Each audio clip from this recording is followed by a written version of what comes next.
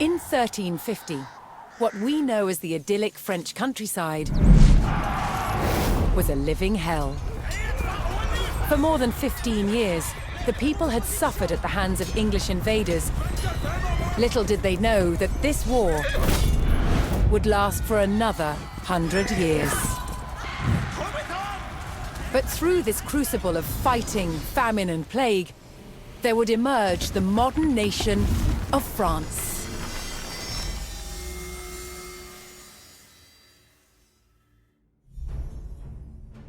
England's King Edward III looked jealously across the English Channel. Wanting France for his own, he had added the fleur-de-lis, the symbol of France, to his own royal standard. This was an all-out declaration of war.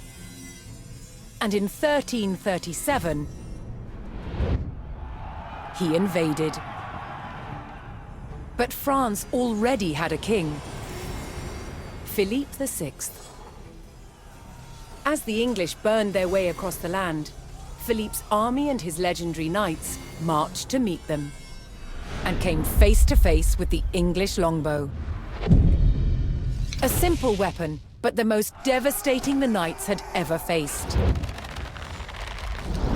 The heroes of France fell to storms of English arrows. The war engulfed the French countryside. By 1351, the conflict was focused on Brittany. One fight stands out as a spectacular display of chivalry, and a symbol of the wider conflict between the two enemy nations.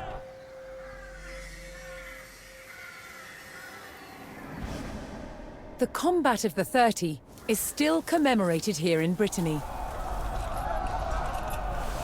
It was a dispute between two local families, supported by the opposing sides in the war. The French and English commanders decided to settle it through a trial of knightly combat.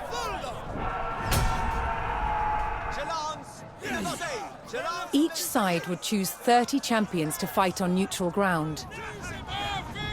France prepared to defend itself against England's finest.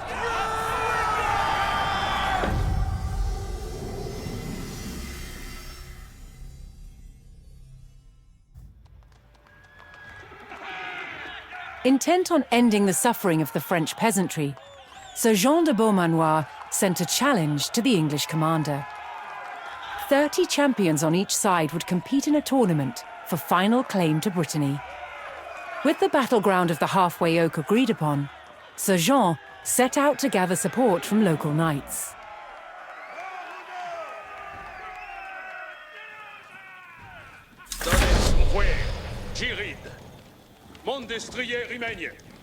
As a knight himself, Sir Jean followed the strict rules of chivalry and was expected to protect the local peasantry and ensure peace.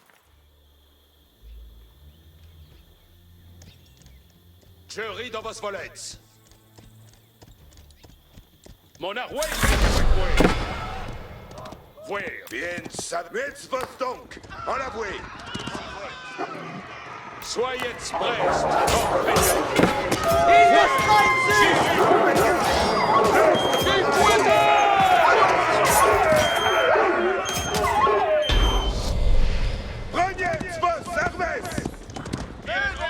Most medieval tournaments were friendly in nature, held for sport and glory, but the Combat of the 30 was arranged between opponents mired in war. English raids had torn through the countryside of Brittany and brought great hardship to the people.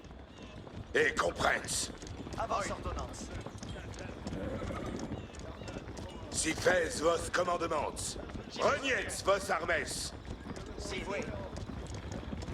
Sir Jean spotted an English raiding party attacking a nearby farmstead. Place, oyez. Je prépare à Oxabit.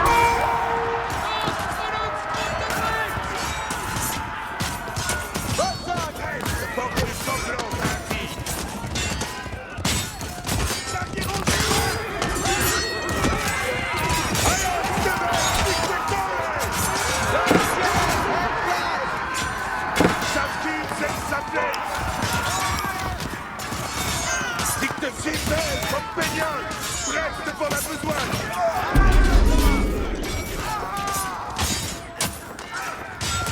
Je vais vous obéir. C'est comme voзвращается. Question de votre commandement.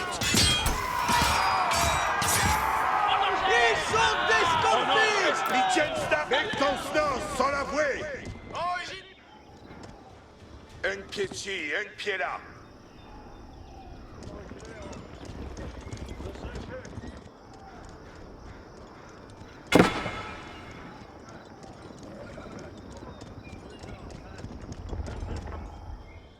Comme vos plaisent. Reniez vos armes. Jetzt vos donc, en avoué. Sir Jean's search next brought him to Sir Geoffroy Dubois, whose squires were contending with a detachment of English longbowmen. Attendez les commandements. Comme vos plaisent. Je viens. The knights would use the great speed of their war horses to charge the archers and overwhelm them. Compagnon, reste pour la besoin. Quel est de votre plaisir? The English longbowmen fell, but the French knights knew the enemy would attempt to retake the hilltop fortification and steeled themselves for further attacks. Et compresse. Point de Dieu, descend délivrant.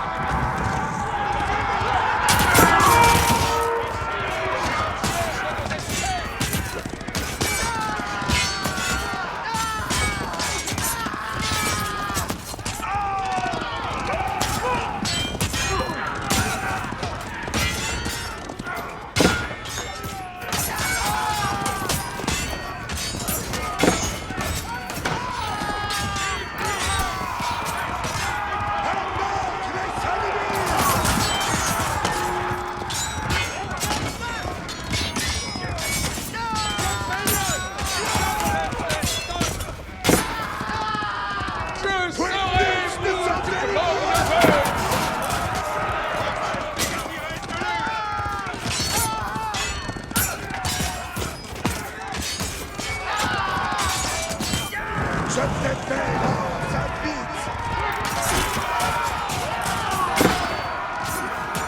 Donnez que je suis votre Compagnon, reste pour un tir.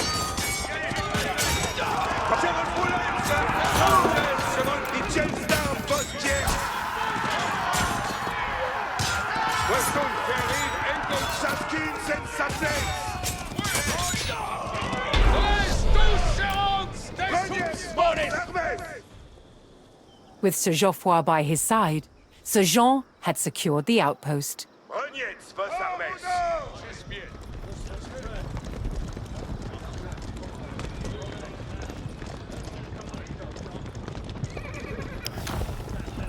Access vos, compagnon.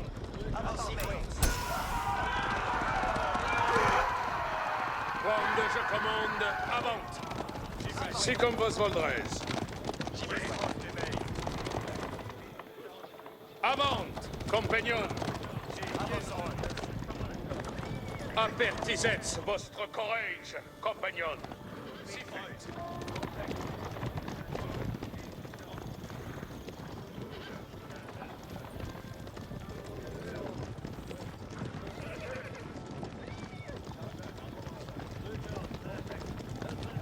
Retrayez vos amours.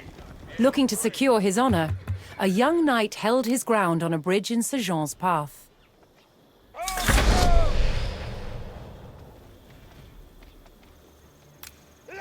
Obéis. Seul ciel nos attend.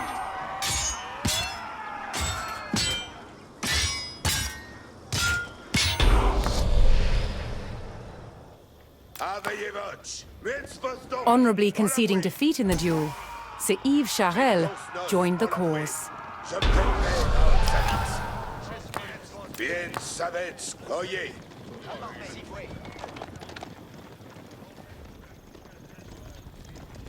Un pied ci, un pied là.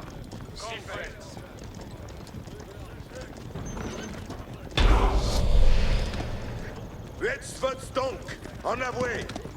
So Jean entered the staging area for the tournament, where he prepared to choose which knights would join him in battle. Each knight would be accompanied by his squires, young nobles in training to become knights themselves.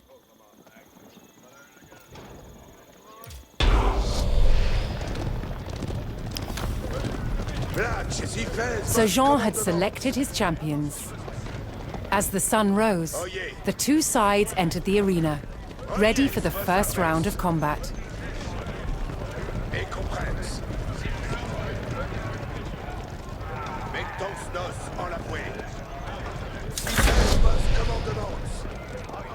Die Chevaucheurs und nos allons, Lancière, à votre ordonnance.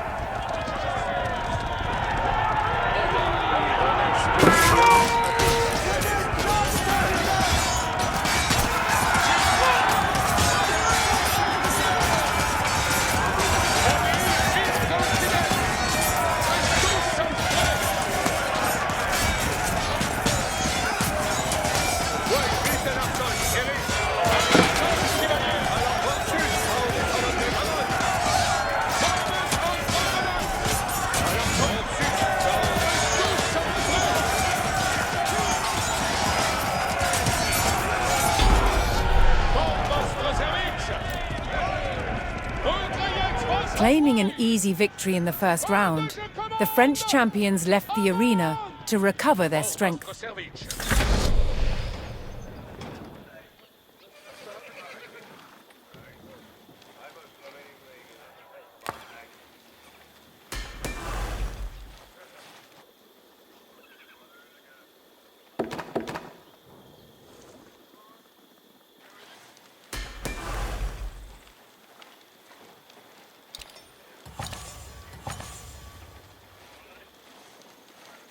L'heure est de besoigner.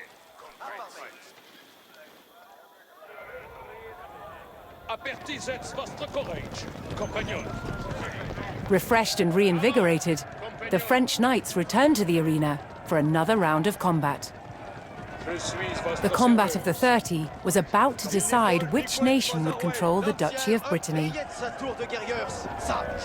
votre service. Soyez prest, compagnons.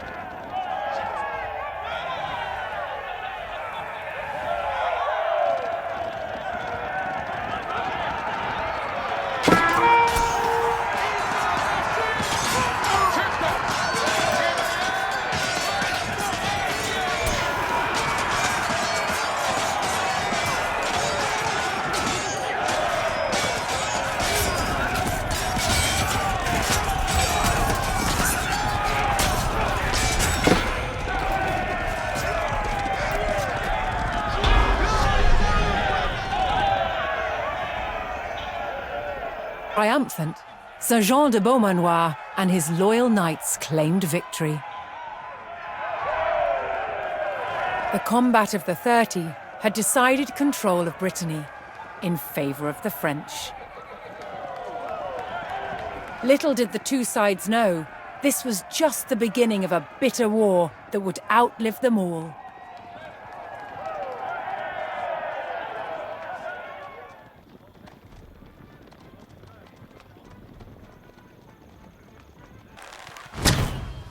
In the 100 Years' War, the English used a terror tactic, a raid through enemy territory, intended to intimidate and provoke the French into battle. It was called chevauchée.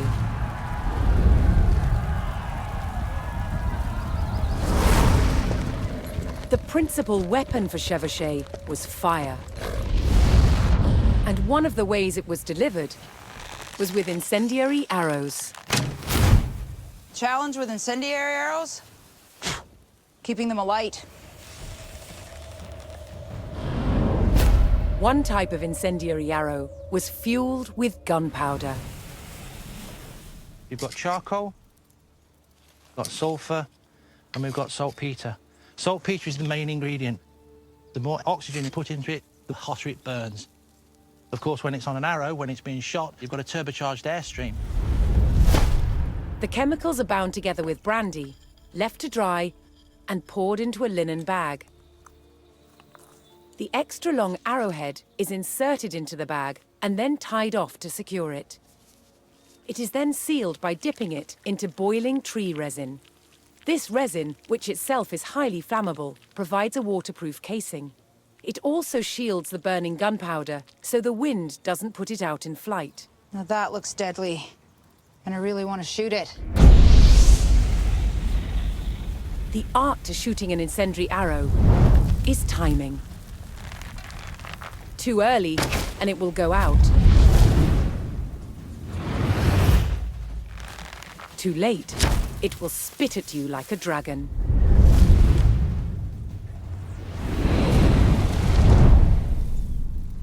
That was just evil. That was great. The word chevauché means horse raid, and it was mobile light horsemen who spearheaded the attacks. They took gold and silver from the churches, valuables from wealthy citizens, and as much food and drink as they could find from anyone. A chevauché was scorched earth warfare to create discontent amongst the enemy's subjects, perhaps even to get them to turn against their king. An army on campaign needed a decisive battle. And a chevauché was intended to taunt the enemy to come out and fight.